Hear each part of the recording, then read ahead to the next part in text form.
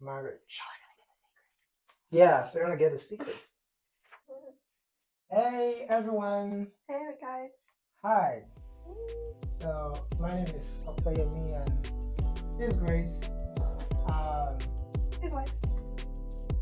okay. Okay, you are the one that did. I'm confused. Grace, my wife. Yeah, so we want to look at this book series that we think will be a blessing to everyone out there. It's gonna be interesting, and so we plan to just do it episode by episode. We don't even know how long this one is gonna take, but we'll just see what we can do and how far that we can go. Well, yeah, the title of the book is Drum please. Love and Respect. Woo! For every married couple, or even if you're in a relationship, we would really recommend that you get this one. It's really a blessing. So much. Yeah, it's really a blessing. So we hope we are really trusting God that you like benefit a lot from it. So we just want to do like a review and just go through the book, like share what we learned. And we just know it's gonna be awesome. So this is like a book club, and just watch out for every single episode. It's gonna be so fun and so interesting. So yeah, let's dive in. So I'm sure you can see the title of the book to the link in the video, and we can even put like link to how people can get the book, maybe on Amazon or something. Yeah, It's already been so much more knowledge than the price. So yeah, exactly. like so worth it. Yeah. They should pay for this. They should pay us for spreading this book. Yeah, not getting paid, but Anyways, yeah, so we want to start from like chapter 1. We obviously cannot go through everything, but we'll just like share like major points or like things that stood out to us and a blessing. And yeah, I'm so excited. me too. Do you want to give like a quick summary of what this book is about, like the premise? Well, so it's, I mean, as the title says, love and respect. So I think generally the foundation is from Ephesians 5:33 that talks about women, men love your wife and women submit to your husband, and just talking about like respecting your husband. And yeah, I'm sure when we like dive in more, like it's also gonna share like more light into it. And we're trying our best to make sure it's a short video, but we'll see. Okay, so chapter 1, that's what this first episode will usually be on chapter 1. And it will be nice if we can get this book sometime and you can also like follow us along. Yeah. Ready? Ready?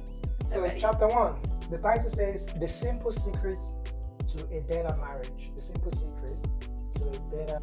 Can I share something that really stuck out to me? Yeah, sure. Yeah, I love that he began with this like the crazy cycle, which there's a lot of testimonies in this book too.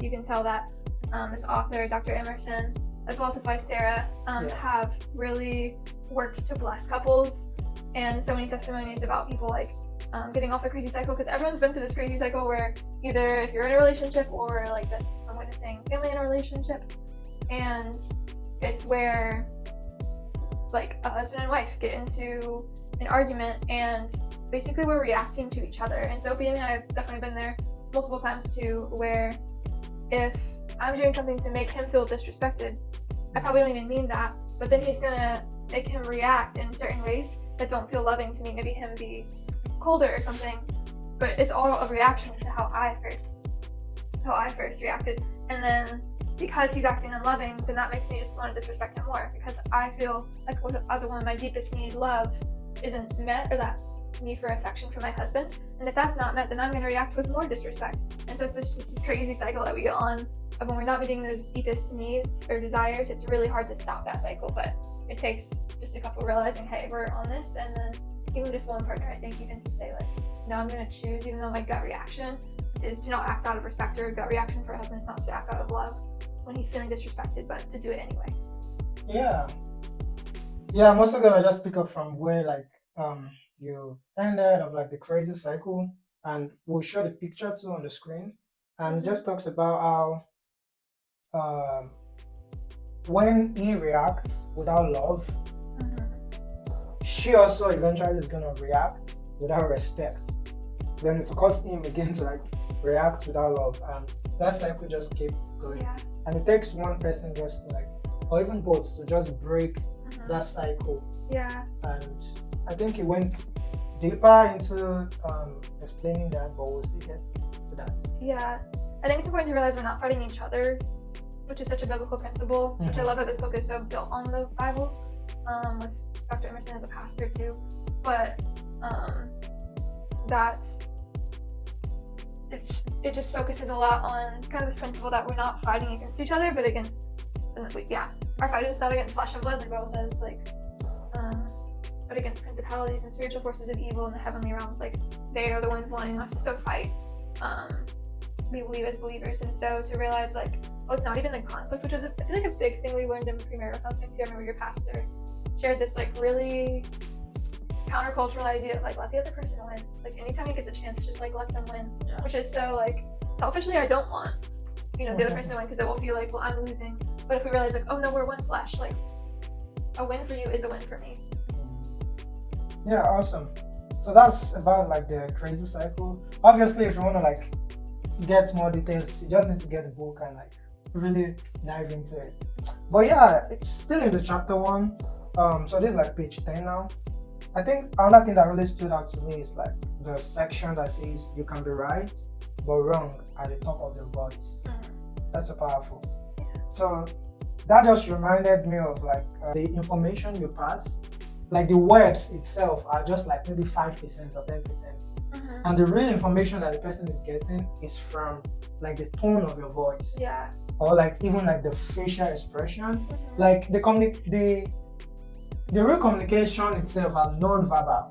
And that's interesting. So the non-verbal communication are like 95%. And the words that you're just saying are like 5%. And what does that tell us? That it's not really about what you say, but how you say it. Yeah. So you can be right saying the right thing, but you can be wrong at the top of your voice. At the top of your voice. So that's just really interesting. And I know that means a lot, especially to men, that needs respect. And even if you're passing like the right information, but if you don't like put it forth in a respectful way for a man can be like, oh no, you cannot tell me what to do. You cannot correct me. So it's just really important in communication, even like any kind of relationship, like passing that information just needs to be done with a lot of respect. Yeah. That's so good. And I was realizing for us as well, I was like, how much that verse applies of like, out of the abundance of our hearts, the mouth speaks. Is that how it goes? Yeah, out of the abundance. Yeah. And so if we're not cultivating that like respect in our thought lives towards our husbands, and the Lord made it easy and like just making it the one man. He doesn't say respect all men unconditionally, but it's just like, just focus on my one husband. Husbands, focus on your one wife. Like to cultivate that respect in our heads, because I think a lot of times, I know I struggle with this of like, it's in my head and in like my thought life, I can be just a critical person both towards myself and then towards you. Something I really learned in premarital counseling, and realizing like, okay, I have the power, like even if I'm not saying those things, to like, this matters what I'm even thinking towards you, because if I'm thinking disrespectful thoughts, at some point it's going to come out of my mouth, either in my tone or my words. Even in my facial expressions. That's totally true. Like, you can't even really fake it. It's like what's your words always usually would show the shape of your heart, like what you are thinking and how you are thinking. So it's not about trying to fake it, or it's just like just being honest and respectful to your husband. Yeah. I think we can get a lot of false connotations of what respect or submission looks like, as if like it's this woman who like doesn't say anything and it's just like very, very quiet and all those things, when it's like, okay, well, each man is designed differently, and I feel like he needs that differently too, and we're all designed differently as women.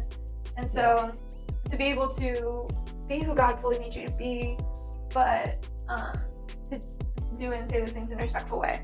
Like if you're silly, being that silly person that you are and that God made you to be, but or if you're outspoken about different things, or if you're an extrovert, God isn't calling you to just like curb those things. But I think if that makes any sense, like to all be shaped in the image of Christ, because the Father's wanting to make us more like Christ. in making us more like not to where we don't say anything, because obviously like God made us a partner with our husbands for a reason, to have a voice too that your husband, like a good husband, will be listening to and will be seeking out.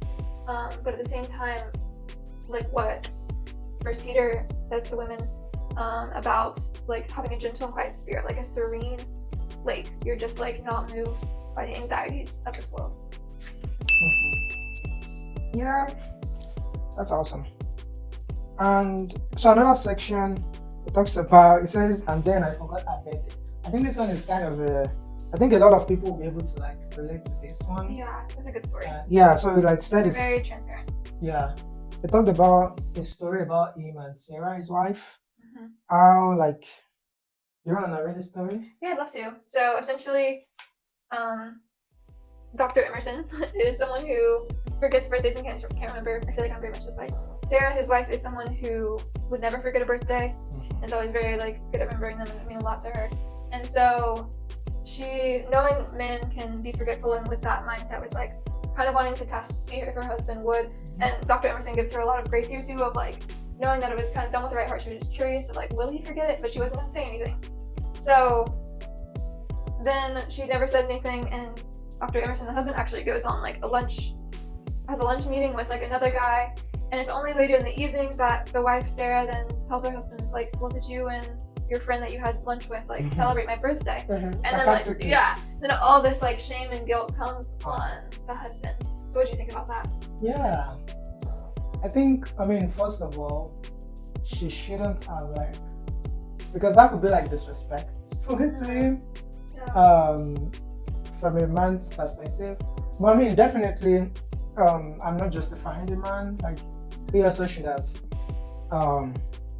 done justice of like remembering his birthday. But I think something very important too is like, most times when this misunderstanding happen, and yeah, I also mentioned that in the book, that they're not that they do it intentionally because they hate each other. Yeah. Like, sometimes it's difference battle. Like, we are different from each other by nature. Yes. We value some things more than some other things naturally. Yeah. So like work, men value more work versus women valuing relationships. And how could you forget my birthday? Exactly, and all this time we also process information just differently most times. So it's easy to just be like, oh, you forgot my birthday, and you might be thinking a lot of things, really. But I think, to me, I just feel she should have also like applied wisdom. If it takes you like reminding the guy, like, tomorrow is my birthday, or sending a reminder on his phone, or even telling him what you want, I think it's just worth it to like just do it and like remind the guy, and in a respectful and a loving way, and he would appreciate that, and even trying to forget the birthday, than trying to set him up like, oh, I'm gonna wait and see if he's gonna remember my birthday. Yeah. No one wins. It's not a competition. I think that's something we need to remember, that there's no competition between us as husband and wife. So it's not like who's gonna win this battle or something. So I think there are better ways to do it, and it just takes a lot of maturity and understanding from both sides. Like, understand these differences. I wish sometime we'll like really dive into talking about like change, like don't change your partner. Yes. All this kind of thing. That would be such a good topic. Yeah. That would be a good topic. Yeah. So to make sure I hear you clearly in that, just want to make sure, like, so for the avenue of disrespect, because I think it's hard for me to understand from a man's perspective before, but now I think I'm getting more that like it feels disrespectful that she would cut in this way. It seems like set him up to fail, as well as point out like this area that she, in kind of essence in her mind, is saying like, I don't like this about you. I wish you would change, that you always forget important dates. I think that goes back to what I mentioned earlier about like passing information.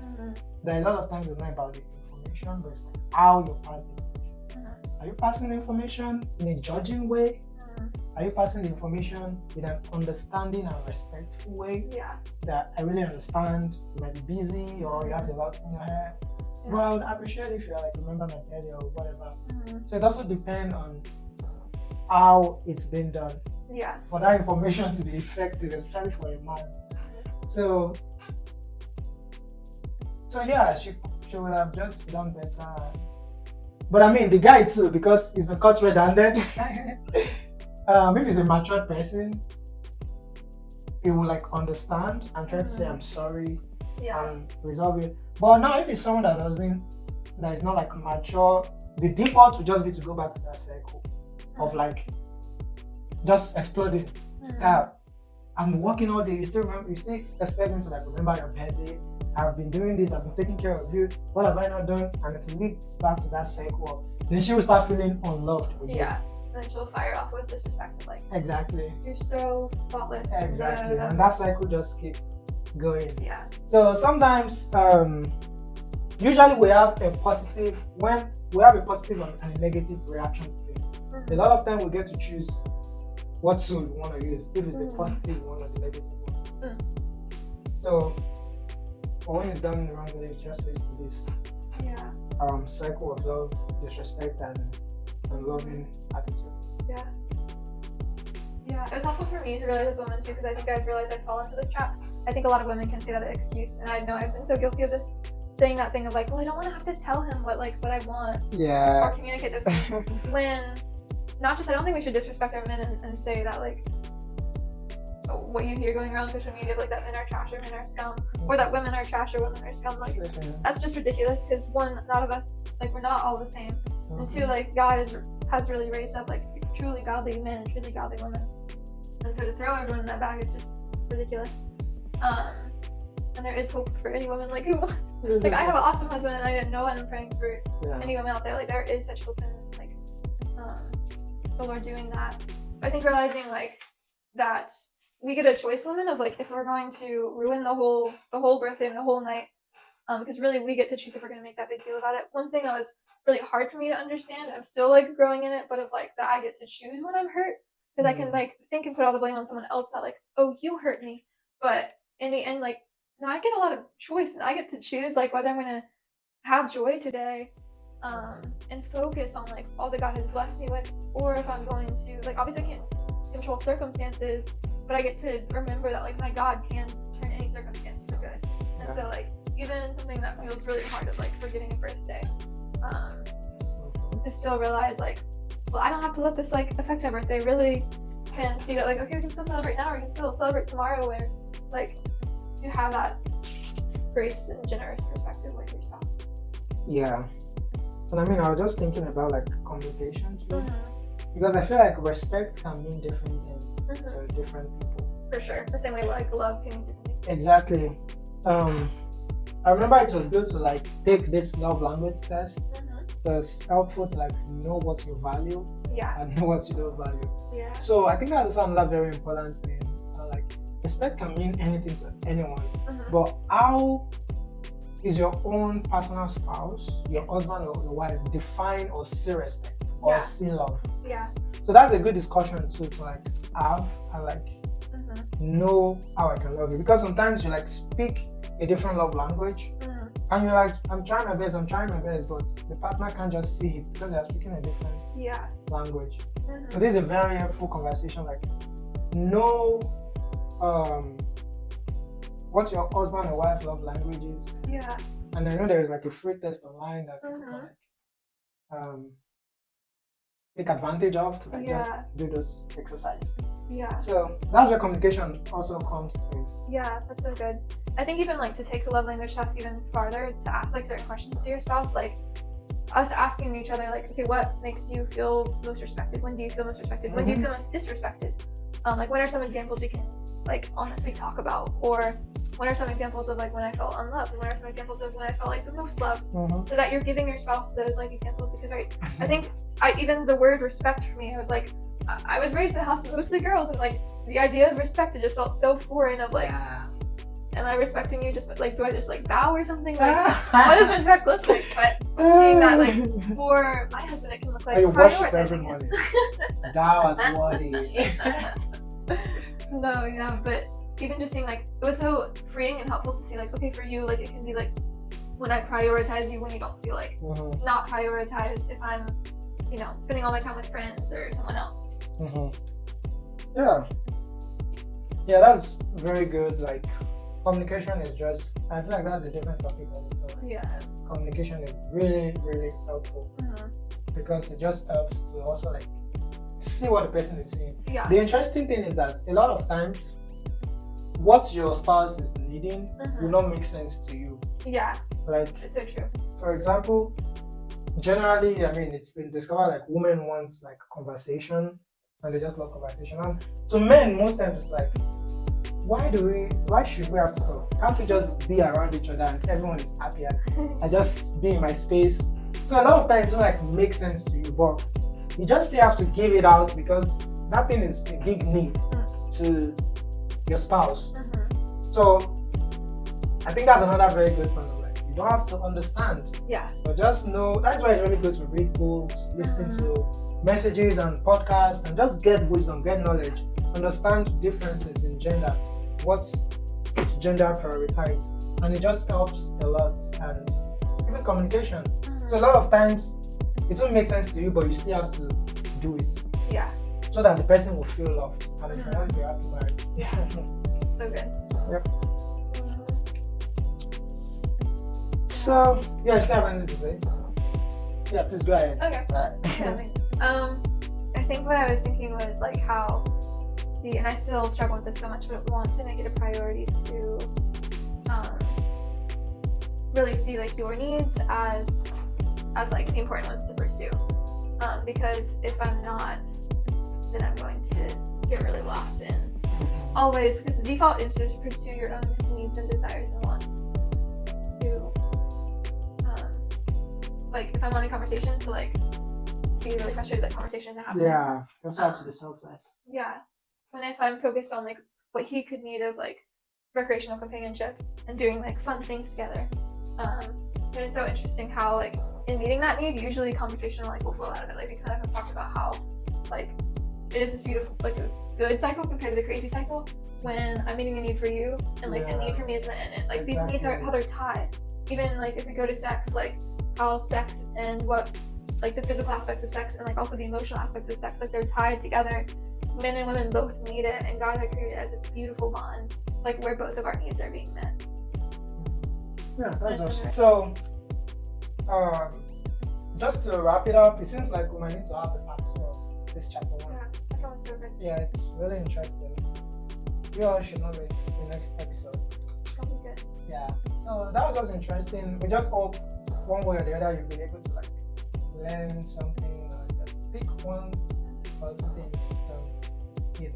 But still, try to get a book, read it, and discuss with your partner. It can be really helpful for us already. Yeah. We love you all. Thanks for joining. And if you are new, please hit the like and